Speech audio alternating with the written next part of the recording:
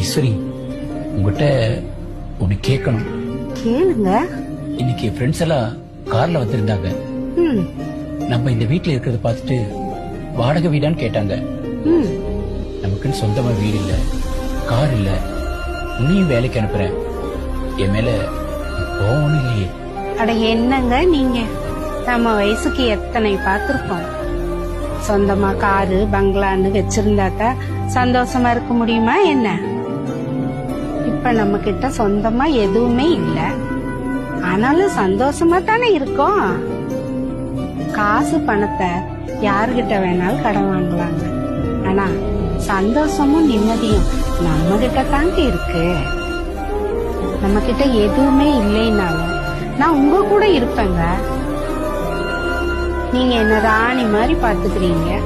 இதை விட எனக்கு என்னங்க சந்தோஷம்? தேங்க்ஸ்.